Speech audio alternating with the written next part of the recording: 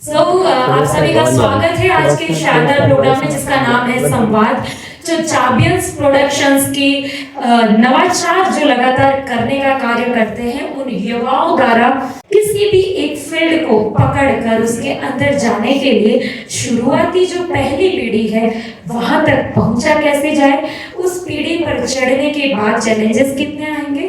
तो इसी तरह के सवाल जवाब वाला सेशन आज रहने वाला है। सीखिएगा और जिस तरह से हर किसी भी इंसान के अंदर अपनी कुछ ना कुछ खूबी होती है तो आप हमें सिखाइएगा भी। सूचना के तौर पर मैं आपको बता दूं कि चाबियंस ने पिछले साल अगस्त में भी 7 दिनों का एक वर्कशॉप आयोजित किया था जिसमें कोशिश की थी, जिसका नाम था दिशा, फिल्म, थिएटर और जिंदगी। इनसे जुड़े जो भी उनके मन में सवाल आते हैं, जो भी विचार आते हैं, खुलकर बातचीत कर पाए। आज का भी प्रोग्राम उसी तरह से इनफॉर्मल है, बिल्कुल भी वैसा नहीं। आपके मन में जो भी विचार आए, कहते हैं ना, there is no fool question. सवाल कभी भी वैसा नहीं हो सकता जिसका कोई बेस ना हो। अगर हमारे मन में विचार आ रहा है तो आपको खुद के लिए ईमानदार होते हुए उस सवाल का जवाब ढूंढना ही ढूंढना चाहिए। मैं आपको सरप्राइजली पूछने वाली थी कि इंदु जी कैसे हैं। इनके हर वीडियो में आप देखेंगे तो इंदु जी, इंदु जी, इंदु जी, वाह, ये मुझे इतना प्यारा लगा। तो इंदु जी साथ आइए, चमकते दमकते तो स्वागत है इंदु जी का भी जोधपुर शहर में। और डॉक्टर राम अकेला जी भी अपने श्रीमती जी गीतू सिंह जी के साथ पधारे हैं। बहुत स्वागत है आपका भी। और अनुराधा अडवाणी जी का बहुत बहुत बहुत स्वागत आपका। सबसे पहले मैं आपसे अनुरोध करूंगी माँ सरस्वती के समक्ष दीप प्रज्वलित कर इस कार्यक्रम की शुरुआत करें। के मोहताज है नहीं, लेकिन फिर भी औपचारिकता के तौर पर ही सही मैं डॉक्टर राम अकेला जी का परिचय बताऊं तो बहुत शानदार तरीके से कविताएं पढ़ते हैं। और कविताओं के अलावा मुझे ना सर मन संचालन करने में इतना डर लग रहा है, कारण बताऊं मैं। पिछला एक मेरा एक्सपीरियंस रहा, मैं ऑडियंस में थी, सर संचालन कर रहे थे, बड़ा कवि सम्मेलन था। तो वहां पे क्या कि शुरुआत में जो औपचारिकता के तौर पर स्वागत वाला सेशन है वो 2-2.5 घंटे तक चलता रहा। सर के हाथ में जैसे माइक आया, सर बोले कि मुझे ऐसा लगता है आपको एक पूरे दिन स्वागत सेशन चलाना चाहिए था, अगले दिन आपको कवि सम्मेलन रखना चाहिए था। सो मैं बिल्कुल ज्यादा समय नहीं लूंगी, मैं फटाफट से माइक इन लोगों के हाथ में दे दूंगी ताकि मुझे बख्श दिया जाए। सो डॉक्टर राम अकेला जी नाम के आगे अगर डॉक्टर है तो वो सिर्फ पीएचडी वाला नहीं है सर। आप कहीं ना कहीं अपने शब्दों और लेखनी से लोगों को स्वस्थ रखने का काम करते हैं, उनमें सकारात्मक ऊर्जा भरते हैं। तो आप वो वाले डॉक्टर भी हैं जो लोगों को स्वस्थ रखते हैं। अनुराधा अडवाणी जी के बारे में बताऊं तो आप रंग कर्म में बहुत लंबे समय से आप सक्रिय हैं, बेहतर आप अदाकारा हैं। और सबसे अच्छी अगर इनके बारे में कोई परिचय है तो वो ये होगा कि ऊपर बैठा जो डायरेक्टर है उसके द्वारा निर्देशित ये जो रंग कर्म रूपी जीवन है उसमें आप बेहतर अभिनय कर रही है, उसमें आप बेहतर इंसान होने का किरदार निभा रही है। आप सोशल वर्कर हैं, आप एक वृद्धाश्रम चलाती हैं और बहुत ही बस में सीख रही हूँ। और आपसे सबसे ज्यादा सवाल मेरे ही आएंगे। और दिनेश रघुवंशी जी के बारे में तो मैं बता ही चुकी हूँ कि अपना आप सूरज है तो अपना चांद इंदु जी साथ लेके चलते हैं, और ये सूरज और चांद दिन में साथ निकलते हैं और साथ ढलते हैं।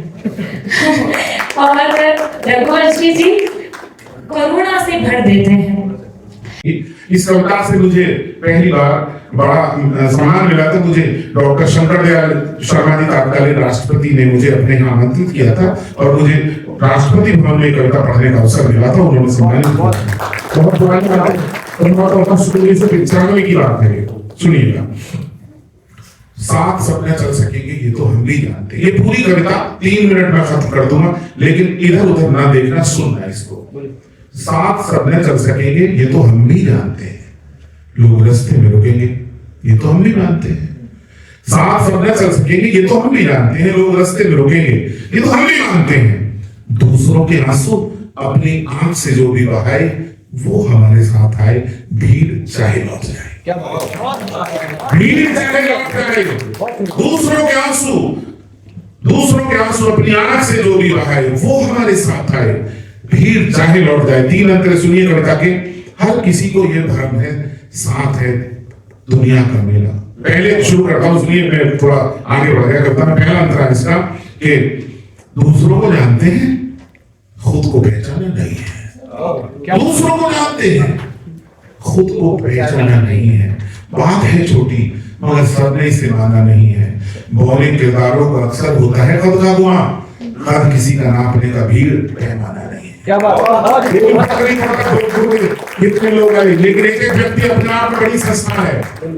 दूसरों को जानते हैं, खुद को पहचाना नहीं है। बात है छोटी मगर सबने इसे माना नहीं है। मौलिक किरदारों का अक्सर होता है कद का गुआ, हर किसी का नापने का भीड़ पैमाना नहीं है। हम तो बस उस आदमी के साथ चलना चाहते हैं जो अकेले में कभी ना आईने से मुंह चुराए, वो हमारे साथ है। आवरण भाने लगे तो सादगी का अर्थ भूले। बड़ा बंद सुने, आवरण भाने लगे तो सादगी का अर्थ भूले। अर्थ की चाहत में पल तो जिंदगी का अर्थ भूले। छोटी खुशियां द्वार पर दस्तकें तो लाई, लेकिन हम बड़ी खुशियों में छोटी हर खुशी का अर्थ। क्या बात, यदि मेरी लेखनी आपसे आपको आंदोलित करे तो मन देना। आवरण भरने लगे तो सादगी का अर्थ भूले। अर्थ की चाहत में पल पल जिंदगी का अर्थ भूले। छोटी खुशियां द्वार पर दस्तकें तो लाई, लेकिन हम बड़ी खुशियों में छोटी हर खुशी का अर्थ भूले। दूसरों की खुशियों में जो ढूंढ कर अपनी खुशी को, एक एक व्यक्ति का आशीर्वाद मिले। दूसरों की खुशियों में जो ढूंढ कर अपनी खुशी को, भोली सी मुस्कान हरदम अपने होठों पर सजाए, वो हमारे साथ है। और अंत सुनिए इसका, हर किसी को ये भ्रम है, साथ है दुनिया का मेला। क्या बात, पहुंच रहे आप तो महसूस कराइएगा। हर किसी को ये भ्रम है, साथ है दुनिया का मेला, पर हकीकत में सभी को होना है इतना अकेला। हर किसी को ये भ्रम है, साथ है दुनिया का मेला, पर हकीकत में सभी को हो रहा है एक दिन अकेला। जिंदगी ने मुस्कुराकर बस गले उसको लगाया, जिसने भी जिंदा दिली से जिंदगी का खेल खेला। आपको आशीर्वाद मिले, बहुत अच्छा लगा सबसे बीता है। हर किसी को यह भ्रम है, साथ है दुनिया का मेला, पर हकीकत हर किसी को यह भ्रम है, साथ है दुनिया का मेला, पर हकीकत में सभी को एक दिन जाना है। और अंत सुन लीजिए इस लाइन का, ये अंतिम लाइन सुनाना। इंदु जी क्या हो गया, जिस दिन आप बैठती हो यही काम हो जाता है। हर किसी को ये भ्रम है, साथ है दुनिया का मेला। क्या था, भूल गए। हर किसी को ये भ्रम है, साथ है दुनिया का मेला, पर हकीकत में सभी को एक दिन जाना अकेला। दुनिया में उसको सभी मौसम सुहाने लगते हैं, जो मौत की खिलती कली पर भंवरा बन के गुनगुनाए, वो हमारे साथ आए।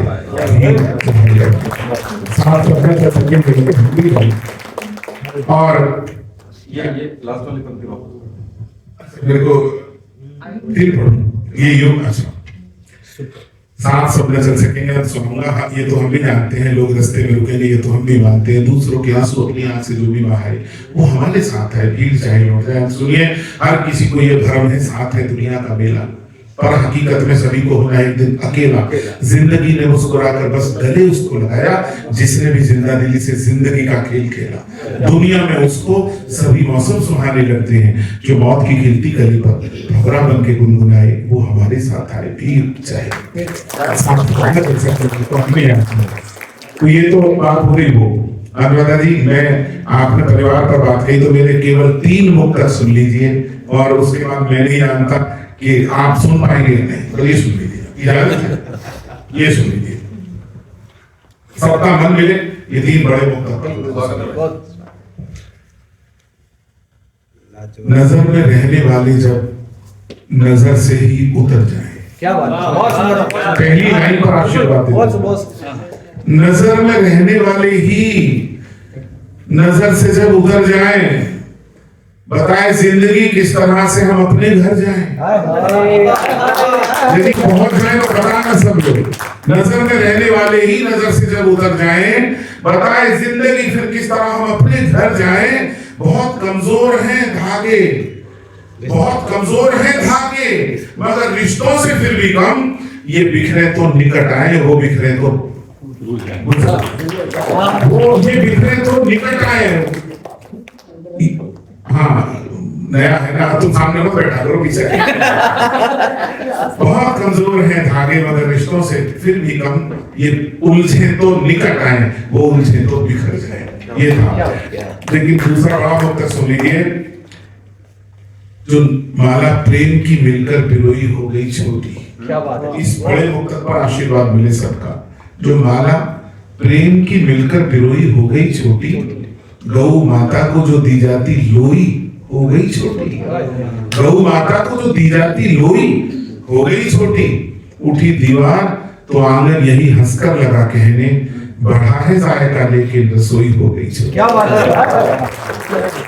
बढ़ा है जायका लेकिन रसोई हो गई छोटी। रिश्तों पर इतना लिखता हूँ, ये दो बड़े मुक्तक पढ़ता हूँ, सुन लीजिए कि समय के हाथों से कैसे तमाचे पड़ रहे देखो। आशीर्वाद मिले इस मुक्तक पर।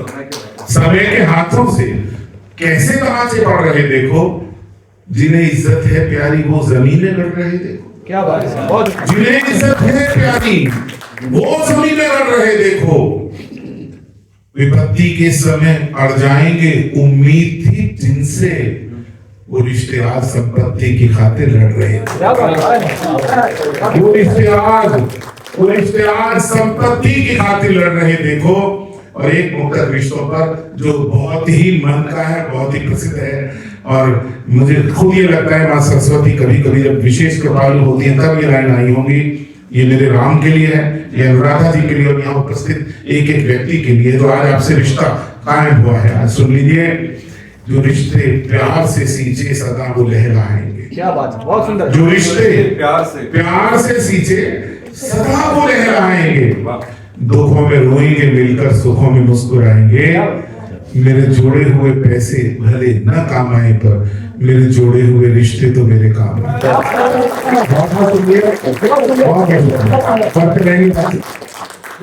बहुत खूब सर, बहुत खूब, बहुत अच्छा सर, बहुत अच्छा।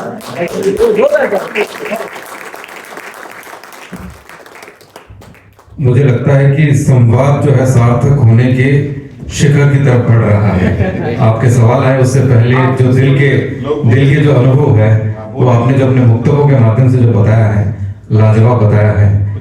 और बिल्कुल ये पूछेंगे, और हम भी इंदु जी आपसे पूछेंगे कि आप किस तरह से इनको मतलब तैयार करते हैं कि ये दुनिया में छा जाते हैं। और ये पहले कवि है जिन्होंने ये सवाल किया। अधिकांश कवि कहते हैं इंदु जी कैसे झेलती हैं आप।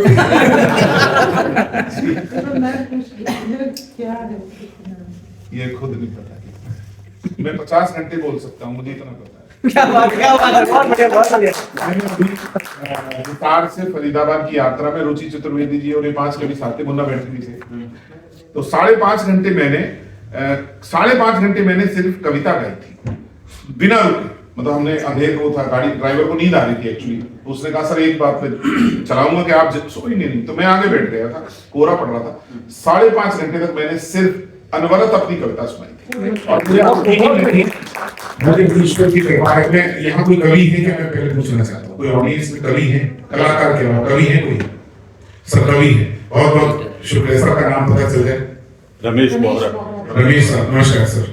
रमेश जी, कवि अच्छा कौन माना जाता है? कवि अच्छा वो होता है जिसे दूसरों की भी कविताएं अच्छी तरह याद हो। अभी कुछ दिनों से कोई भी कवि मंच पर खड़ा होता है, फलाने ने ये कहा, उसके बाद वो नाम भूल जाएगा, फलाने का तालियां याद रह जाएंगी उसे। इसमें राजस्थान बहुत आगे में नाम नहीं हुआ। लेकिन मजारे को एक आदमी की मेहनत कितनी होती है मुक्तक लिखने में, कविता लिखने में। आप नाम भी नहीं कोट कर सकते, नहीं आता तो अज्ञात बोल दीजिए, नहीं अज्ञात बोल सकते कह दीजिए किसी ने कहा है। आप किसी ने भी नहीं कहते। इसका इतना गलत मैसेज जाता है कि नेट पर जाइए तो आप 4, 10, 50 शेर कोट करिए, उसके बाद उनके लेखकों के नाम देखिए लोगों ने क्या क्या कर दिए। क्योंकि अब तो वो जिसके नाम ज्यादा लिख नहीं जाएंगे वो ज्यादा पढ़ लीजिए। अभी आप डालिए हर आदमी आज की तारीख में एक अध्ययन रहा नहीं, किसी का कभी तो अध्ययन करता है, नई पीढ़ी का अध्ययन करने का मतलब ही नहीं। आप उससे पूछ लीजिए, वो ये जरूर बता देगा फलाने शहर में आज कवि सम्मेलन है, आज ये कवि गए, आज ये पिटा गया हिटा। कोई लेना देना नहीं कि तूने कोई साहित्यिक कृति पढ़ी, तूने कोई उपन्यास पढ़ा, तूने आत्मकथा पढ़ी, संस्मरण पढ़े, तूने कौन सी गद्य पढ़ा, कौन सा पद पढ़ा, दूसरों का कितना पढ़ा। सबसे बड़ी बात ये, हमारे बड़े कवि है विज्ञान जगत में, समझता हूँ रमेश जी शायद आप भी अनभिज्ञ हो उस नाम से, इरेटीएस नोएडा में रहते हैं। उस आदमी की कविताएं घंटों सुना सकता हूं मैं। सबसे छोटी बहन में देश में सर्वाधिक काम उन्होंने किया है। तो उनकी गजल अचानक याद आ गई, क्योंकि कलाकारों को जुड़ने में भी, कलाकार जितने कलाकार तो सभी होंगे इसके अलावा सब कलाकार हैं, तो आप लोग भी मान के चलना कि ये लाइन आपके लिए बोल रहा हूँ मैं। कहे विज्ञान रहे, लेकिन मुझे याद आ गई इसलिए बोलता हूँ। वो कहते तपेगा जो, क्या बात, गलेगा, क्या बात, बहुत सुंदर। गलेगा जो, ढलेगा वो। आपको ये नहीं पता होगा किसकी है, लेकिन आप हमेशा याद रखना विज्ञान ग्रंथ। तपेगा जो, गलेगा वो, गलेगा जो, ढलेगा वो, ढलेगा जो, बनेगा वो, बनेगा जो, मिटेगा वो, और मिटेगा जो, रहेगा वो। क्या बात है, ये उल्टा कर दीजिए, रहने की दुनिया में चाहत है तो मिटना आना चाहिए, मिटना है तो फिर गलना, ढलना, तपना, सारे काम आने चाहिए। एक दिन में कोई आर्टिस्ट नहीं बनता, ना कवि बनता, ना लेखक बनता, नेता जरूर बन सकता है, इसमें कोई कोई कुछ भी बन जाए। राजनीति में कोई आकर, कोई आदमी कैसा भी आ सकता है, राजनीति में ऐसी चीज है। लेकिन कलाकार बनने के लिए तो मेहनत करनी ही पड़ेगी, कलाकार तो तपना पड़ेगा, कवि बनने के लिए कुछ तो करना ही पड़ेगा। और उनसे तो मैं तो प्रयास करता हूँ। अभी मेरे घर में 20-25 हजार किताबें हैं चारों कक्ष में। इंदू जी को बड़ी शिकायत रहती कि साड़ी यहाँ से बांधनी पड़ती, तो यहाँ तक किताबें भर दी आप यहाँ तक, वो ड्रेसिंग टेबल का, क्योंकि वो बेडरूम में वो जगह बची थी तो वहीं भरने, लेकिन किताबें आती भी बहुत है। लेकिन किताबों से घर अच्छा लगता है, घर तो ऐसे लोगों से अच्छा लगता है। लेकिन 2 बच्चे हैं, दोनों विदेश सेटल हो गए। हमने कभी नहीं सोचा था कि हमारे भी बच्चे बाहर जाएंगे, लेकिन अपनी मर्जी से चले गए। मैंने इसको किस तरह बांधा है सुन लीजिए। देखिए कविता में ये खूबी मिलती है राम, कि आप शुरू कहाँ करते हो और खत्म कहाँ होती है। आज एक उदाहरण देता हूँ, देखिए आज के 26 जनवरी के दिन एक उदाहरण देता हूँ। आखिरी शेर आज गणतंत्र पे हुआ, 4 शेर परिवार पर होंगे, सुन लीजिए। परदेश से जब लौटकर अपने नहीं आते, परदेश से जब लौटकर अपने नहीं आते, कुछ आंखों में फिर ख्वाब सुनहरे नहीं आते। क्या बात, आपका आशीर्वाद मिले रमेश जी। परदेश से जब लौट कर अपने नहीं आते, कुछ आंखों में फिर ख्वाब सुनहरे नहीं आते।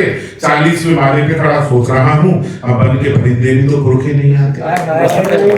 40वें माले पे खड़ा सोच रहा हूँ, अब बन के परिंदे भी तो पुरखे नहीं आते। खुद वक्त ने हंसकर ये मुझे बात बताई, छप जाएगा शेर।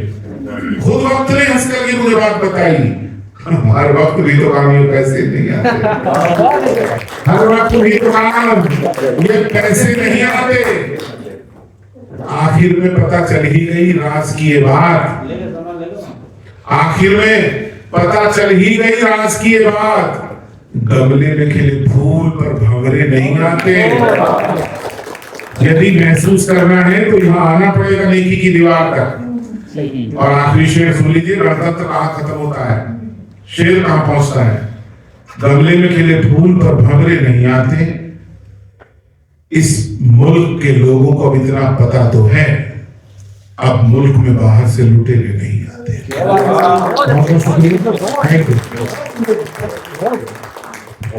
क्या बात है, जब आपने तो कमाल ही कर दिया। एक एक बात में, एक एक शब्द में जो दम है, और 2 तरफा संवाद से पहले ही आपने बहुत ज्यादा गहरी बातें कह दी है। और कविताएं कब बनती है, आपकी भावनाओं से, आपकी संवेदनाओं से जो कुछ बातें याद आती है वो मैं आपको पहुंचाना चाहता हूं आप तक, कि मन में होकर वेदना तो कविता बनती है। क्या बात, अगर आपके भीतर संवेदनाएं नहीं है, वेदना को आप महसूस नहीं कर सकते, तो आप एक अच्छे कलाकार नहीं बन सकते। और एक मैं अपनी बात आप तक पहुंचाना चाहता हूं कि संवाद के अभाव में भ्रम, संवाद के अभाव में भ्रम, और ज्ञान के अभाव में भय पैदा होता है। क्या बात, आप अगर संवाद नहीं करेंगे तो भ्रम पैदा होगा, रिश्ते खराब होंगे। और अगर ज्ञान नहीं होगा तो हमें डर बना रहेगा। जितना ज्ञान बढ़ेगा उतना आत्मविश्वास बढ़ेगा। एक कलाकार के लिए बात बहुत जरूरी है। एक मिनट, आपने जो बात कही जी। इस पर मैंने जो लिखा वैसे ही सुना देता हूँ। मतलब आपने बोला माइक को चालू करवा था। क्योंकि बहुत लिखता हूँ तो सारी चीजें कहीं ना कहीं कनेक्ट हो जाती है। नहीं, इसकी जरूरत नहीं, मैं वैसे ही बोलूंगा। हमलावर बचकर निकलेगा, क्या हमलावर बचकर निकलेगा, सबका शक मुझ पर निकलेगा। क्या बात है? हमलावर बचकर निकलेगा, सबका शक मुझ पर निकलेगा। आप दोनों शेर आपकी बात से निकले।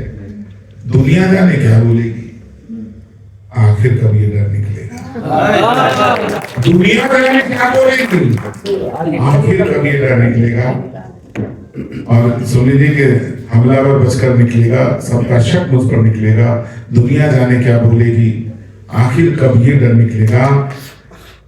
और इससे जुड़ा हुआ एक शेर और है, वो सुन लीजिए कि भरा है इस कदर सामान घर में, क्या बात है? वो ढका हर एक रोशनदान घर में, आए हाँ। हुए धुंधले सभी आपस के रिश्ते, लगे मन कैसे आलीशान घर में। एक शेर यहां से ले जाइए अपने साथ। हुए धुंधले सभी आपस के रिश्ते, लगे मन कैसे आलीशान घर में, भटकना छोड़ देंगे पांव उसके। ये शेर इंदु जी के लिए। भटकना छोड़ देंगे पांव उसके, सुकून ढूंढे अगर इंसान घर में। क्या बात है? क्या बात है। अब एक्चुअल में बचपन से आप बहुत प्रतिभावान रहे हैं। पहली क्लास में आपको 2 पुरस्कार मिले थे मंच पर एक बातचीत शुरू करने के लिए।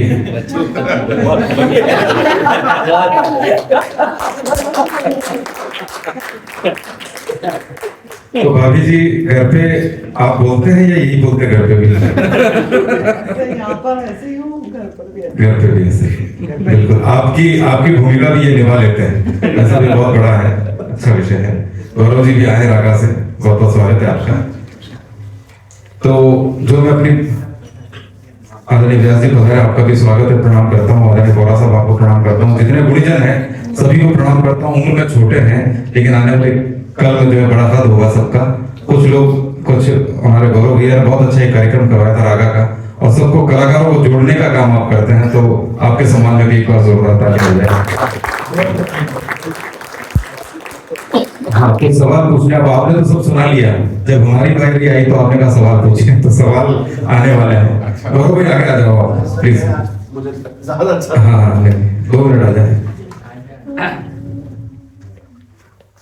तो 5 मिनट में आपके लूंगा, आप चिंता नहीं करें, आपके सवाल आने वाले हैं थोड़ी देर बाद में।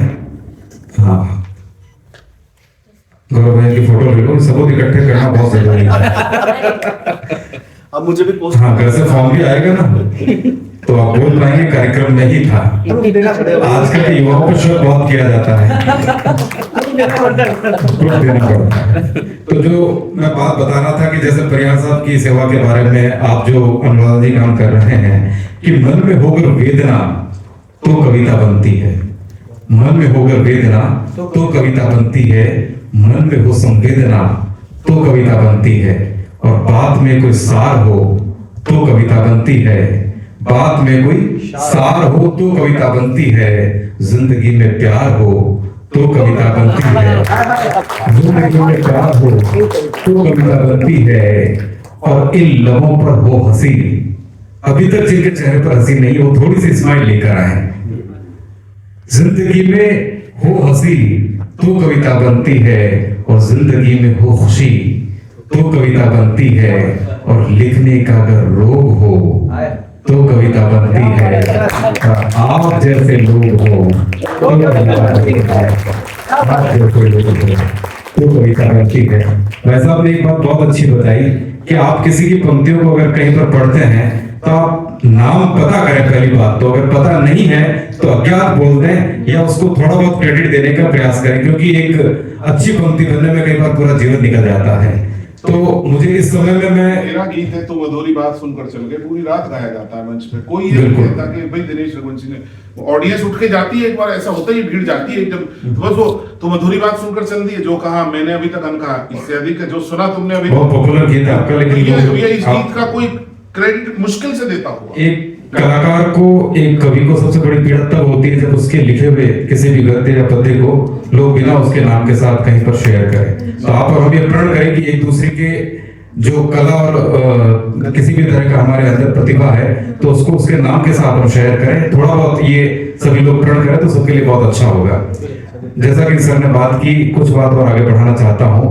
इस मौके पर सर मुझे कुंवर बेचैन साहब याद आते हैं, इस हमारे कुंभे के बहुत बड़े कवि। उनकी 4 पंक्तियां माँ से संबंधित जो आपने लिखा, तो वो सड़क के किनारे शजर की छांव छूता है। अब जब अभी हम यहाँ प्रवेश कर रहे थे तो पुलकित ने पांव छुए, एक और भाई थे उन्होंने पांव छुए, तो मुझे लगा बच्चों में भी संस्कार जिंदा अभी तक, वरना आजकल तो इतना सा बस करते हैं, मतलब केवल जेब तक, यानी कि माल है तो क्या हाल है,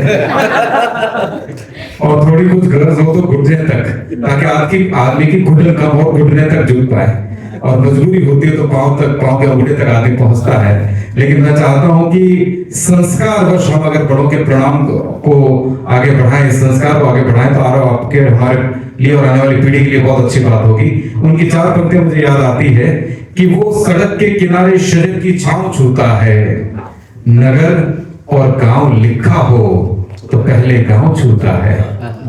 वो सड़क के किनारे शजर की छांव छूता है, नगर और गांव लिखा हो तो पहले गांव छूता है। कुंवर इस दौर में भी उसकी आंखों में शराफत है, वो झुककर आज भी अपने बड़ों के पांव छूता है, वो झुककर आज भी अपने बड़ों के पांव छूता है। बातचीत को ज्यादा लंबा नहीं करें, एक मैं कविता और सुनाता हूं आपको, उसके बाद आपके सवाल लेने शुरू करेंगे, ठीक है? अनुमति है आप सबकी? वैसा आपने बहुत ज्यादा सुना है तो थोड़ा सा समय आप मुझे देंगे? बड़े भाई से अनुमति लेनी पड़ती है। आपने कहा था कि 40 वर्ष की उम्र तक जो भी आप मेरी बातें सुनेंगे, भाई साहब की बात सुनेंगे, अनुराधा जी की सुनेंगे, ये उम्र और अनुभव का ही सारा दौर आपको देखने को मिलेगा। मेरी बातें हो सकता है कुछ मेरी उम्र के लोगों को अच्छी लगे, और जो बहुत ज्यादा वरिष्ठ लोग हैं वो कई बार उन बातों से सहमत हो ना हो, क्योंकि उन्होंने बहुत ज्यादा उनसे आगे की बातें देख ली है इस जीवन में। तब ये कविता सुनाना चाहता हूँ। जितने भी लोग 40 पार के हैं, मैंने जो 40 सालों का अनुभव किया वो कविता आपको सुनाना चाहता हूँ। आपके एक बार तालियां आशीर्वाद मिले तो ऐसे बात नहीं। 40 के बाद क्या महसूस किया वो कुछ पंक्तियां है कि कुछ अनुभव, कुछ गहराई, अब 40 के पार। ये अब 40 के पार है, ये आपको बोलना, बोलेंगे आप मेरे साथ? आप और हम एक कुंबे के हैं, इसलिए आपका साथ चाहिए मुझे। वैसा विशेष तौर पर आपको समर्पित करता हूँ। अभी तो मैं 40 के बाद बोलने में अच्छा लगेगा। बिल्कुल, ये एक्चुअल में है 60 के पार, लेकिन फिर भी 40 पे डटे हुए हैं अभी तक। तो ये कविता उन तमाम लोगों के लिए जो 40 वर्ष का एक अनुभव होता है, तब सुनाना चाहता हूँ कि कुछ अनुभव, कुछ गहराई, अब 40 के पार, और जीवन ने भी ली अंगड़ाई।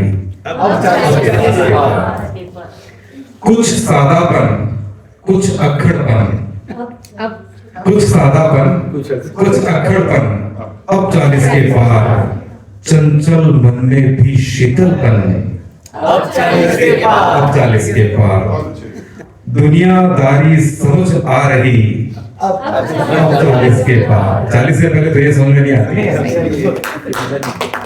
दुनियादारी समझ आ रही, अब 40 के पार, और असली यारी समझ आ रही, अब 40 के पार। जो लोग युवा अवस्था में कहते हैं ना, भाई कोई काम हो तो बताना मुझे, और जिस दिन काम पड़ता है उस दिन फोन स्विच ऑफ। भाई कभी भी पैसे की जरूरत हो तो बताना मुझे, और पैसे लेके जाने के बाद दोस्ती खत्म। तो ये जो सारी चीज और सारे अनुभव जो है वो आपके साथ साझा इस कविता के माध्यम से कर रहा हूँ कि असली यारी समझ आ रही अब 40 के पार, और दुनियादारी समझ आ रही अब 40 के पार, और भोर की उजली किरणें दिखी अब 40 के पार, और शब्दों की मितव्ययता सीखी अब 40 के पार। बहुत अच्छी बात। बिल्कुल, भोर की उजली किरणें दिखी अब 40 के पार, और शब्दों की मितव्ययता सीखी अब 40 के पार। अहम वहम सब छूट रहे हैं अब 40 के पार। अहम वहम सब छूट रहे हैं अब 40 के पार, और व्यर्थ भ्रम सब टूट रहे हैं अब 40 के पार। अक्सर खुद से बतियाता हूँ अब 40 के पार, अक्सर खुद से बतियाता हूँ अब 40 के पार, और खुद ही खुद को समझाता हूँ अब 40 के पार। राज ये गहरे समझ रहा हूँ, राज ये गहरे समझ रहा हूँ अब 40 के पार, और दो दो चेहरे समझ रहा हूँ अब 40 के पार। जैसा हूँ वैसा दिखना है, जैसा हूँ वैसा दिखना है अब 40 के पार, और सहज सरल सुंदर लिखना है अब 40 के पार। विष को पीना सीख रहा हूँ, विष को पीना सीख रहा हूँ अब 40 के पार, और असल में जीना सीख रहा हूँ अब 40 के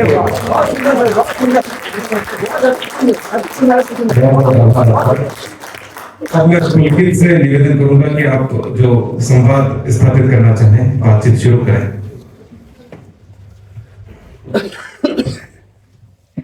गौरव 40 के हो गए कल। मैं यही बोलने वाला था कि मैं अब सब कुछ सीख रहा हूँ क्योंकि कल ही हुआ हूँ 40 के पार। आपने जो सलाह करना तकरार अब 40 के पार। वो तो 10 साल पहले से नहीं कर रही है क्योंकि उसमें तो होता है 40 के पार हो गए। रघुवंशी जी ने जो कहा दूसरी की कविता सुनाने को, पर उसकी घटना में आपको याद दिलाना चाहूंगा, बड़ी अच्छी घटना है। एक मंच पर मैं, संतोष आनंद, माणिक वर्मा, निर्भय आदर्शी और उस शहर में काका आदर्शी भी थे। एक दिन पहले मंच पर आए थे, निर्भय आदर्शी आए तो काका आदर्शी नहीं आए। मैंने निर्भय आदर्शी से पूछा कि आप दोनों एक साथ मंच पर क्यों नहीं आते? तो उन्होंने कहा, गौरव जी मैं पहलवान, और मेरे मंच पर बैठकर कोई व्यक्ति मेरी ही कविता सुना दे और मुझे ताली बजानी पड़े तो उसके बाद उसकी क्या हालत होगी? मेरे समझ में आएगा क्या मतलब ये स्थिति है कि बड़े बड़े जो नाम हैं वो भी लोगों की कविता चुरा के बोल देते हैं, लेकिन उसके बाद ये हर्ष होता है कि कभी जिंदगी में काका आदर्शी और निर्भय आदर्शी एक मंच पर नहीं आए। बहुत गंदी है। ओके, सबसे पहले मेरा सवाल है सर, बिल्कुल आप ही आप दोनों से इतनी मेहनत की तो आपने पूछो तो कैसे काम चलेगा? फोटो भी आ जानी चाहिए कल के अखबार के। वो अपने लोग हैं सर, ले लेंगे बिना बोले। आज तो दिक्कत मीडिया वाले है, आजकल चलते फिक्स चलते। करते हैं। हाँ बेटा, चलिए। Paid media. ओके सर, सबसे पहला मेरा ये सवाल है कि अगर इंदु जी और आपके जीवन में गीतू जी वाह वाह करने के लिए नहीं होते तो क्या आप इतने अच्छे कवि हो पाते? ये है सब्सक्राइब ये सवाल जो इनका जवाब है वही मेरा। मैंने इतना तो 40 के पार मैंने भी सीख लिया।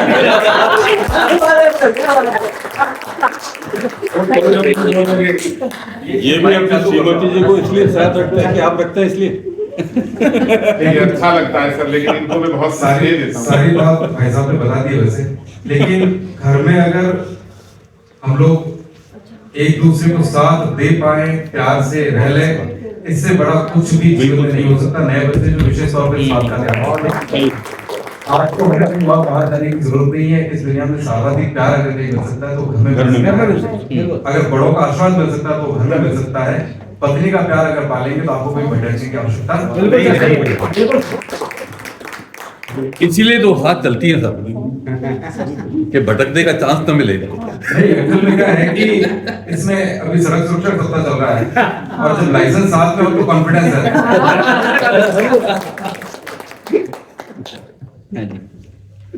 पूछो। ये मेरा पहला अनुभव है कि मैं कहीं आया हूँ और सुनने बैठा हूँ। ये सबसे मेरा पहला ही अनुभव है। इससे पहले मैंने जब भी कुछ भी सुना है तो सिर्फ ऑनलाइन सुना है। मेरे को इतना अच्छा लग रहा है, भले ही यहाँ भीड़ नहीं हो, बिल्कुल भी भीड़ नहीं हो, कोई फर्क नहीं पड़ता, पर जो यहाँ का उत्साह है लोगों में वो बहुत अच्छा लग रहा है। बहुत अच्छा। आपकी कविताएं सुनी सर, बहुत अच्छा लग रहा है, दिल से बहुत अच्छा लग रहा है। मेरे सर आप दोनों से सवाल है। पहले ये सवाल है सर कि जैसे इन्होंने पूछा ही है कि जैसे इंदु जी के आने के बाद और इंदु जी के आने से पहले आप कैसे थे? मतलब क्या था आपके अंदर? पर ये पूछना चाहेंगे कभी पहले बने बाद में बने उसका एक अंतरा सुना दे। बिल्कुल तुमसे मिलकर जीने की चाहत जागी, प्यार तुम्हारा पाकर खुद से प्यार। क्या बात उसका एक अंतरा है, इसमें सब कुछ कह दिया मैंने। तुम औरों से कहो तुमने पल भर में मन के सन्नाटों का मतलब जान लिया। क्या बात है, बहुत बढ़िया। मैं जितना अनजान रहा खुद से अब तक, तुमने वो सब पल भर में पहचान लिया। कोई मुझ पर भी अपना हक रखता है, ये एहसास मुझे भी पहली बार हुआ। तुमसे मिलकर जीने की चाहत जागी, बहुत बड़ा कीजिए। और इन सवालों का जवाब तब मिलता है, जैसे पंक्ति किसी ने कही थी कि मैं भीतर गया तो मैं भी उतर गया। क्या बात है, ये जो है ना, आप जब स्नेह को महसूस करेंगे तो उसका कोई विकल्प हो नहीं सकता। दूसरा सवाल मेरा मैडम से है, जैसे कि आपने परिवार की बात की, जैसे हम सभी अपने परिवार में कुछ ना कुछ सीखते रहते हैं, और जैसे सर ने बताया कि आपने किताबों से सीखा है और आपने सड़कों के अनुभव से सीखा है, बाहर निकल के अनुभव से सीखा है, तो इन दोनों में कितना डिफरेंस है सर? किताब पढ़ के कितना अनुभव आ सकता है, परिवार में लोगों से मिलके कितना अनुभव आ सकता है? मेरे को ये पूछना है कि सर क्या सबसे ज्यादा अनुभव क्या दे सकता है, एक किताबी ज्ञान या बाहर निकल के जो ज्ञान मिलता है, असली दुनिया का ज्ञान, वो दोनों में क्या सर? मैं इसका उत्तर ऐसे देना चाहता हूँ, जैसे आप एक आत्मकथा पढ़ते हैं किसी की, जैसे बच्चन जी की आत्मकथा पढ़ी 4 भाग में, तो उनके जीवन की लगभग उन्होंने उसमें 75 वर्ष की आयु तक कवर की है सारा, 10 बार से सोपान तक अंतिम भाग उसका ही। उनका जीवन काल, जीवन के संघर्ष, सफलताएं, सबका मिलना, कैसे शिक्षा, राजनीति, तो 5-6 घंटे में आप पढ़ सकते हैं पूरा चैप्टर किसी का। 5-6 घंटे, 10 घंटे, 1 दिन 2 दिन लगातार में बैठकर पढ़ सकते। तो किताब ये देती है कि आप माई एक्सपीरियंस विद ट्रूथ पढ़ लीजिए गांधी जी का। अब गांधी जी को कोई भी खड़ा होकर कुछ भी बोलने लगता है, लेकिन किसी को ये पता है कि गांधी जी 28 साल की उम्र में जोहान्सबर्ग में सड़क के किनारे गंदी बस्ती में जाकर रहते थे, मैला उठाते थे, शुरुआत करी थी उन्होंने। ये बातें किसी को भी नहीं पता, ठीक है, क्योंकि अध्ययन नहीं करते। तो किताबें भी जीवन में जरूरी है, बेहद जरूरी है, लेकिन अपनी आंखों से दुनिया को देखना भी उतना ही मूल्यवान है। आपका जीवन, 25 साल की कहानी आपने लिखी, किताब पढ़ी थी मैंने, किताब का नाम था नाचो बहुत गोपाल, शायद पढ़ी हो किसी ने, नाचो बहुत गोपाल, लेखक है नागर साहब, अमृतलाल नागर जी। हाँ, अमृतलाल नागर जी की पुस्तक है। उन्होंने लिखा कि इस किताब को लिखने में उन्हें 25 साल लगे। इस किताब को, ये यदि आप हिंदी के विद्यार्थी हैं और ये किताब नहीं पढ़ी तो आप ये याद रखिए, इसे जरूर पढ़िएगा, नाचो बहुत गोपाल। 25 बरस लगे उन्हें लिखने में, और हम 4 घंटे में खत्म कर देते हैं। तो आपको 25 साल का पूरा पढ़ने को मिल गया। किताब तो ये देती है, लेकिन 25 साल का कोई पेड़ यदि आपको देखना है तो उसे 25 साल का ही तो मिलेगा, वो ये थोड़ी आज लगाया कल 25 का फल दे देगा। तो वो सब सिस्टम है, कुछ चीजें वक्त के साथ देखी जाएंगी, कुछ लोगों को दिखाई हुई हमें अपने नजरिए से देखनी है। दोनों का तालमेल है, किसने कहा गलतियां की, किसने कहा किस तरह से उस अनुभव से निकाल कर अपनी राह बनाई। किताब तो ये देती है, ऐसे व्यक्ति देते हैं। तो दोनों चीजें अपनी जगह जरूरी है, लेकिन सबसे ज्यादा जरूरी है अपने पर भरोसा होना। दूसरों पर जिसने भरोसा किया है वो रेयर है, लेकिन अपने पे जिसने भरोसा रखा है वो तो ईश्वर उसके साथ तो रहते ही। जी, इनकी बात को मैं जरा बहुत संक्षेप में समझाना चाहूंगा। जी, जरूरत नहीं है। हम जो प्लीज अच्छा है, बड़े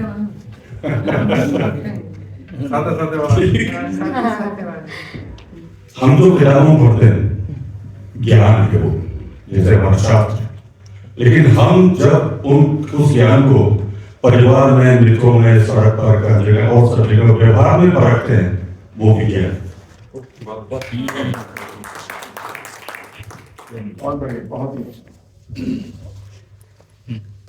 मतलब काफी समय से ये सवाल थे मेरे कभी मैं पूछ नहीं पाया किसी से, काफी सेलिब्रिटीज को, काफी लेखक को मैंने मैसेज खूब किए, पर कभी इस तरीके के सर जवाब नहीं मिल पाया जैसे आपसे भी जैसे जो सवाल मिले जवाब मिलेगा सर, बहुत बहुत अच्छा लगा है सर। एक छोटी सी चीज बताता हूँ इसको, पढ़ने से क्या मिलता है लेखक के लिए जरूरी है, मैं जितना मानता हूँ।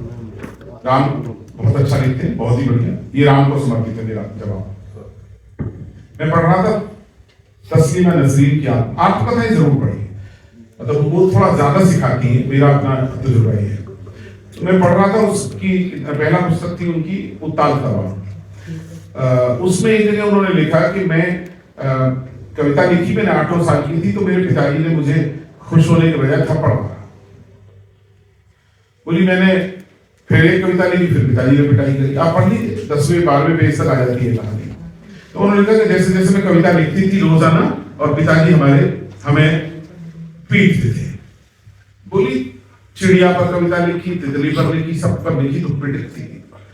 लेकिन उसने लिखा कि मुझे ऐसा लगा जैसे जैसे पिट रही हूं मैं, तो मेरी पीड़ा जो है और मुखर होकर आने के लिए बेकरार है। भाषा उसने चूंकि बड़ी होकर लिखी थी, तो उसने कागज का इस्तेमाल किया कि मेरी पीड़ा कागज पर उतरने के लिए बेकरार है, ये उसने लिखा। आप इस बात को समझ लो। तो ये वाक्य मैं सच है, आप इसलिए बोल रहा हूँ ये बात, क्योंकि मैं इसको छुपा जाऊं तो आपको लगेगा कि, लेकिन ये बात पढ़ते पढ़ते एकदम मैंने किताब उल्टी रख दी और मैंने उसमें लिखा, मैंने गीत लिखा, और गीत का मुखड़ा 1 सेकंड में आया। पहले मन में पीड़ा जागी, फिर भाव जगी मन आंगन में, जब आंगन छोटा लगा उसे, कुछ ऐसे संवर गई पीड़ा, कागज पर उतर गई पीड़ा। ये इतना बढ़िया गीत हो गया। ये मतलब इसलिए कहना चाहता हूँ, इंदु जी साथ मेरी हर रचना को सबसे पहले ये लिखती है, जैसे लिखता हूँ सबसे पहले सुनाता हूँ, क्योंकि कोई फ्लो में कमी, क्योंकि धीरे धीरे इनको बहुत अभ्यास हो गया, तो ये ध्यान रखना है। एक तो ये बात उदाहरण देता हूँ, दूसरी बात आपके लिए मजेदार, मतलब मुझे अच्छी लगेगी बताते हुए। अभी मैं सोशल मीडिया पर, फेसबुक पर एक राजेश गुप्ता जी है, शायद आपको जुड़े हुए हो। राजेश गुप्ता जी फिल्मों पे लिखते हैं, रमेश जी शायद आप देखते हो, कमाल के लिखते हैं। तो आज जैसे उन्होंने मीना कुमारी के ऊपर लिखा हुआ था, बड़े खोजी पत्रकार हैं वो, बढ़िया लिखते हैं। अभी उन्होंने साहिर लुधियानवी जी के ऊपर एक आर्टिकल लिखा, तो उन्होंने लिखा कि साहिर अपनी माँ के लिए जीवन भर अब्दुल हई रहे, हई उन्होंने बोला। तो मुझे बड़ा पहली लाइन बड़ी रुचिकर लगी। उसमें लिखा हुआ था कि अब्दुल की माँ को ये भरोसा था कि पुत्र के जन्म के बाद में इनके परिवार में ये विवाह करने की प्रथा जो हो जाएगी, क्योंकि ये उनकी चौथी वाइफ थी, 13 बच्चियां हो चुकी थी तब ये बेटा जन्मा। लेकिन उन्होंने इनके 2 महीने बाद ही दूसरी शादी कर ली, तो वो अपने बेटे को लेकर वहां से निकल गई। ये लाइन पढ़ रहा था मैं, फिर उन्होंने साहिर साहब के पिताजी ने उन पर 3 बार अटैक भी कराए, गोली भी चलवाई, ये सबको पता है कहानी। तो इसीलिए साहिर अपनी माँ के बहुत करीब रहे और जीवन भर वो माँ के ही बेटे बने रहे, और माँ के जाने के बाद में 2 साल के अंदर वो भी चले गए इस दुनिया से। तो मैं इस किताब इसका जिक्र इसलिए कर रहा हूँ, जो आपके लिए इंटरेस्टिंग होगा। उसमें लिखा हुआ था कि कुछ लोगों की जिंदगी ऐसी होती है कि उनका दुख जो है उनके जन्म से पहले इंतजार करता है। ये राजेश गुप्ता जी की लाइन है, ठीक है। ईमानदार रचनाकार हूं तो इससे बोल रहा हूँ ये बात। आप यकीन करिए, एक लाइन पढ़कर मैं रुक गया। ये लाइन पढ़ के मैं आगे रुक जाता हूँ, फिर फौरन उसको निकालने का प्रयास करता हूँ कि कुछ लोगों का दुख उनके जन्म से पहले इंतजार करता है। अब ये कहानी मुझे अपनी लगी, भाई मैं 2 साल का था, पापा क्यों चले गए, मुझे इसलिए 15 साल की उम्र में काम करना पड़ा, पढ़ाई छोड़कर। फिर मुझे पढ़ाई भी करनी है, मुझे काम भी करना है, मुझे 2-2, 3-3 जगह काम करना है, सोने के लिए भी समय नहीं है मेरे पास में, एक बच्चा हूं मैं, साइकिल नहीं खरीद पा रहा, पुराने कपड़े पहनता हूं दूसरों के लिए। ये सब मैं अपनी कहानी में, आज कुछ भी हो मेरे पास में, लेकिन मैं अपनी इस अतीत को नहीं भूलना चाहता। तो मैं ये बात मेरे दिमाग में घूमती रही, तो फिर मैंने आपको इसलिए बताना चाहता हूँ राम, मैंने अभी एक 5 पेज का गीत लिखा है, 5 पेज का, उसमें से केवल मुखड़ा सुनाता हूँ। तो मुखड़ा कहां से जन्मा, ऐसे जन्मा ये मुखड़ा कि कुछ लोगों के जन्म से पहले ही, यहाँ लिखा है कि कुछ लोगों की किस्मत में दुख आने से डरता है, क्या अनुवाद में, कुछ लोगों के जीवन में दुख आने से डरता है, कुछ लोगों की इच्छाओं के सम्मुख दुख पानी भरता है, लेकिन कुछ लोगों की किस्मत ऐसी भी होती है जिनके जन्म से पहले ही दुख इंतजार करता है। ये मुखड़ा मेरे गीत, अब एक वाक्य उठा लिया, लेकिन उसका गीत का मुखड़ा अब मैंने पूरा लिखा। एक की राहों में फूलों की कलियां बिछी मिली हैं, एक की राहों में कांटों की बगिया सजी मिली हैं, एक दूसरों के पापों का दंड यहाँ भरता है, ईश्वर ऐसा क्यों करता है। मैं इसमें पूरा गीत लिया, अपने 5 पेज, अभी मुझे समापन नहीं कर पाया।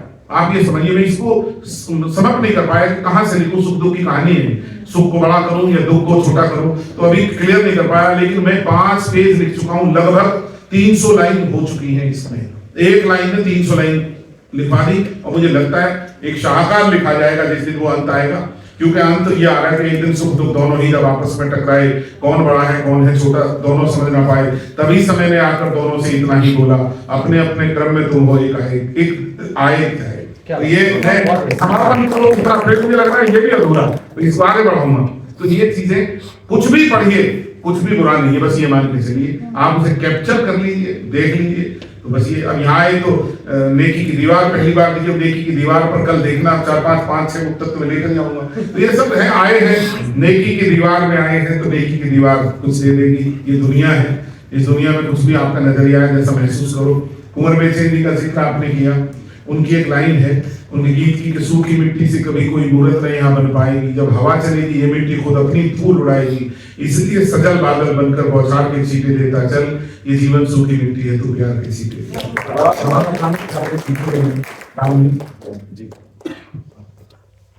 आपको जानकर ये अमृता प्रीतम पे आपका जो अभिनय है, ऐसा लगता है जैसे वो जिंदगी को जिया है, उस तरह से आपने अभिव्यक्त किया है। तो आप अपने इस अनुभव को साझा करें, किस तरह से इतना जीवनता के साथ आपने इस बात को इसके दायरे पर निभाया।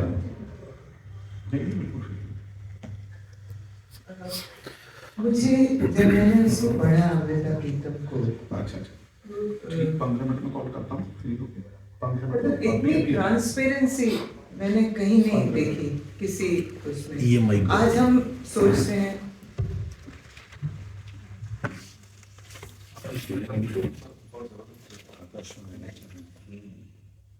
आज हम ये सोचते हैं या ये देखते हैं लिव इन रिलेशनशिप, वो तो 40 साल पहले ही लिव इन में थी, तो तब तो कोई ऐसी चर्चा भी नहीं होती थी क्या था क्या नहीं। उसका जब पूरा वो पढ़ा मैंने, तो मुझे उसका खुलापन, उसकी ट्रांसपेरेंसी और ये कुछ चीजें बहुत अच्छी लगी। और उसमें साहिर, इमरोज और अमृता, इन तीनों का जो ट्रायंगल था, और उसमें वो एक एपिसोड था कि मैं रोज इमरोज के साथ स्कूटर पर जाती थी, तो उसकी पीठ पर कुछ लिखती रहती थी। तो एक दिन उसने क्या पूछा क्या लिखा, तो मैंने कहा पीठ पर साहिर साहिर लिखती हूँ। ये कैसे लोग हैं, किस तरह से इनका, और उसके साथ बहुत सारी पंक्तियां थी, मैं थोड़ा भूल गई हूँ क्योंकि उस बात को साल भर हो गया है, लेकिन मुझे बहुत अच्छा लगा था वो। और वो हमारे थिएटर से जुड़े हुए डॉक्टर एस.पी. रंगा साहब थे, मैंने उनसे बात की, मैंने कहा मुझे सब्जेक्ट अच्छा लगा, फिर उन्होंने भी पढ़ा और उस पर ये रमेश बोहरा साहब बिराजे हैं यहीं पे, इन्होंने उसकी पूरी स्क्रिप्ट लिखी। बहुत कमाल का। तो उसको इतना खूबसूरत इन्होंने बना दिया था उसको। उसकी शुरुआत की कुछ वो थी, उसका जो शुरू जो किया था वो दादी साहब ने उसको लिखा था, डॉक्टर राम प्रसाद दादी साहब, जो इस वक्त इस दुनिया में नहीं है। तो उनको भी बहुत धन्यवाद देना चाहूँगी कि इस प्रोजेक्ट में उन्होंने बहुत अच्छा काम किया। लेकिन वैसा कुछ दोबारा मिला नहीं। उसके बाद मैंने, अगर आप लोगों को अंदेशा हो, बेगम अख्तर पे मैंने उसकी पूरी जीवनी को और उसको उस अख्तरी बाई के पूरे रोल को मैंने निभाया। तो कोशिश करती हूँ कि हम कोई भी किरदार उठाएं, वास्तविक हो या काल्पनिक हो, जो भी हो, फिर उसमें अपने ये अल्फाज, अंदाज, आवाज, एहसास, जो भी हम कह लें, वो सब उसमें डालें और एक उसको आत्मसात करें, तो कुछ अच्छे किरदार निभा पाते हैं। तो ये कुछ दोनों चीज़ें, दोनों इस तरह के पर्सनैलिटीज को, शख्सियतों को मैंने निभाया, मुझे बहुत अच्छा लगा। और लेकिन बहुत सीखने को मिला। अगर उनकी लाइफ भी हम देखें, आजकल के बच्चे शायद बेगम अख्तर को नहीं जानते होंगे, उनको नहीं होगा, लेकिन जो चीज़ें आज घटित हो रही हैं, व्यास साहब जब उसको पढ़ते हैं तो लगता है वो चीजें तब भी थी जो उसको बचपन में 13 साल की उम्र में वो माँ बन गई। फिर उसने अपनी माँ से पूछा ये क्या है, तो माँ ने कहा कुछ नहीं, तेरी बहन आई है। फिर ये वो सभी चीजें वही हैं, समय बदल गया है तरीके, लेकिन वो जो पूरी उनकी जर्नी रही थी उस वक्त की, उसको भी जब मैंने पढ़ा तो मुझे लगा कि इस पे काम करना चाहिए, तो हमने किया। कितना उसके भी कुछ शोज किए, अमृता प्रीतम के भी किए, तो अच्छा लगता है इस तरह याद भी नहीं। अमृता साहिर को याद करके कहती है, फिर तुम्हें याद किया हमने आग को चूम लिया, फिर तुम्हें याद किया हमने आग को चूम लिया। इश्क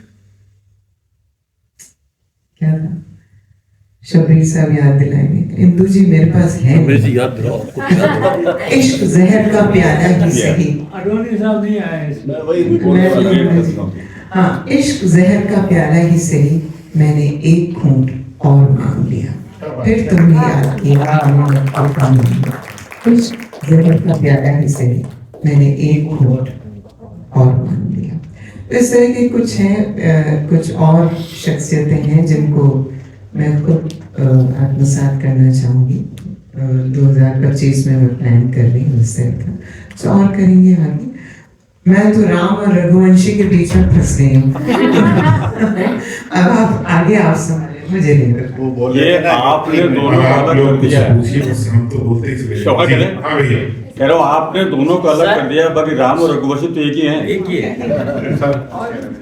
पूछो बेटा पूछो। सर आपने बोला आपके पास मतलब इतनी बुक्स है, तो सर उनमें से कोई आपकी फेवरेट बुक और वो क्यों है? उनमें से कोई फेवरेट? हाँ मतलब इतनी सारी बुक्स है, उनमें से कोई एक फेवरेट?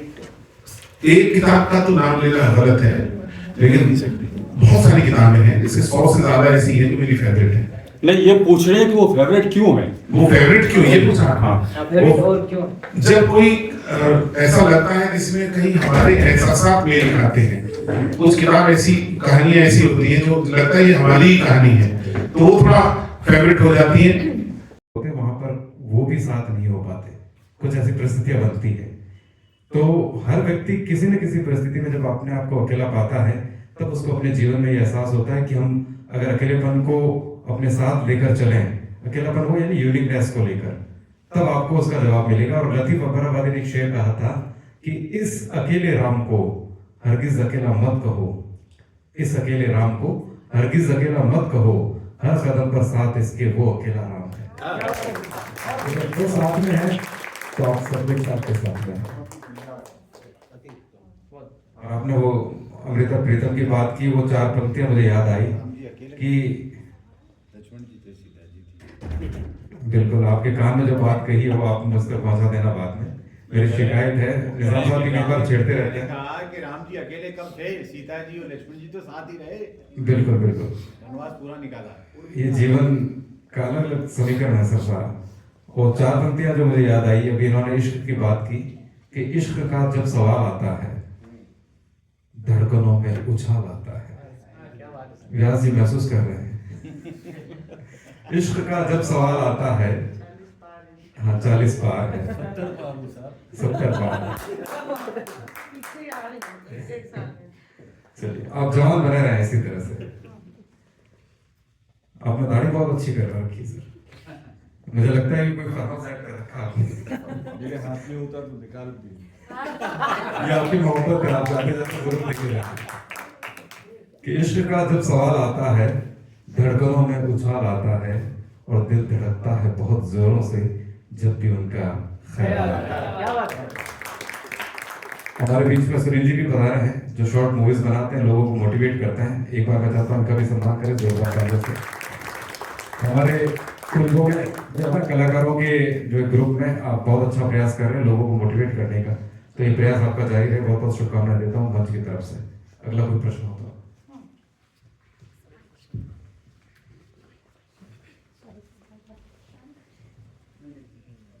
तो सबसे पहले तो बीएम व्यास सर, रमेश जी और शब्बीर सर, दीवान सर, आपको अगर ये देखना है कि चाबियंस ये बच्चे इतना अच्छा काम कैसे कर पा रहे हैं, तो आप हमारे बुजुर्गों से इनका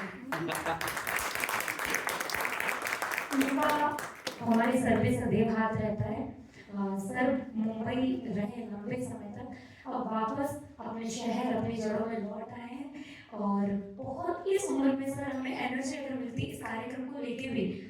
हम जब भी मन में विचार बनाते हैं क्या करेंगे, हम सबसे पहले सर के पास जाते हैं, और जब भी सर से बात करते हैं, सर के ना पूरे दिन भर के जितने कार्यक्रम होते हैं, सर शेड्यूल ऐसे, मतलब एक बार तो ऐसा हुआ कि सर मुझे बोले फोन उठा के बोल कि आ जाओ वाली, मतलब उसमें 11 बजे से शाम को 8 बजे तक, और मैं सर को बोलूँ सर पानी को लीजिए, मैं गला समझे, इतनी अनवरत बातें।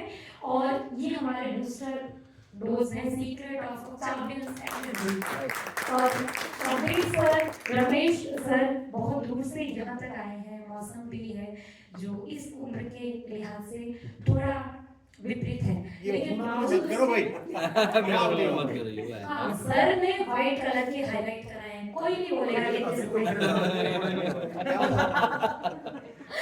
सो यस, मैं आप सब लोगों को चाबियंस के पूरे परिवार की तरफ से प्रणाम करती हूँ, आपको वंदन करती हूँ कि आप लोग हमें इतना एनर्जी से भर देते हैं। और आप सभी लोग जो कि मात्र सर से तो कमिटमेंट था पूरा ना, तो सर ने बोला कि मैं कराऊंगा पक्का।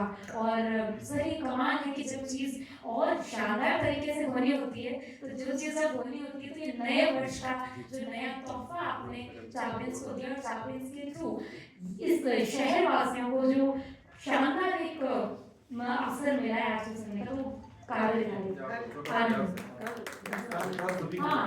वो समापन लोगों लगे का समापन हो रहा है। हाँ सर, बहुत बहुत धन्यवाद, आपने आयोजन किया।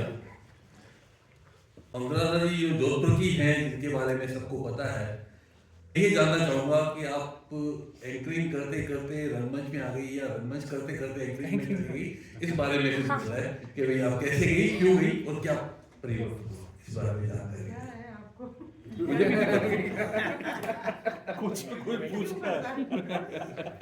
मेरा प्रश्न ये है कि आप एंकरिंग से रंगमंच में गई या रंगमंच से एंकरिंग में गई, है ना, साथ साथ चला, तो आपको किसने प्रेरित किया, रंगमंच से ज्यादा प्रेरित किया या एंकरिंग में ज्यादा प्रेरित किया? मैं आपके बारे में बता रहा हूँ, नहीं उन्हीं को पहले